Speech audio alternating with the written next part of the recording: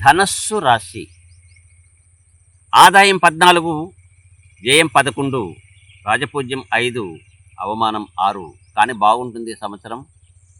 సంవత్సర అధిపతి రాజు బృహస్పతి ఈ ధనుసు రాశికి అధిపతి కనుక అంతా బాగుంటుంది. మూల 4 పాదములు ఏ, యో, బా, బి అనే నామాక్షరాలు కలిగినటువంటి వారు ధనుసు రాశిలో వారే. 1, 2, 3 కందాయ ఫలితాలు. పూర్వాషాఢ 4 పాదములు ధనుసు రాశిలో ఉంటాయి. భూ, ధా, భా, ఢ అనే నామాక్షరాలు కలిగినటువంటి వారు ఈ రాశిలోకి వస్తారు. కందాయ ఫలితాలు 5, 0, 1.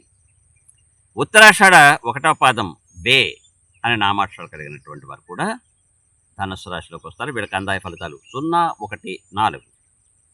ఈ రాశి వారికి ఈ సంవత్సరం 4వ శని, అర్ధాష్టమ శని అంటాం.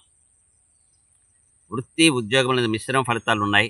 అపకీర్తి, ఆరోగ్య భంగానికి అవకాశం ఉంది. ప్రయాణంలో ప్రమాదములు కనుక మీ నక్షత్రానికి సరిపోయే శ్రీ విష్ణు సహస్రనామ స్తోత్రం శ్లోకాన్ని మంత్రంగా స్వీకరించి పారాయణ చేయండి. ధనుసు రాశి వారి ఫలితాలు ఇవి.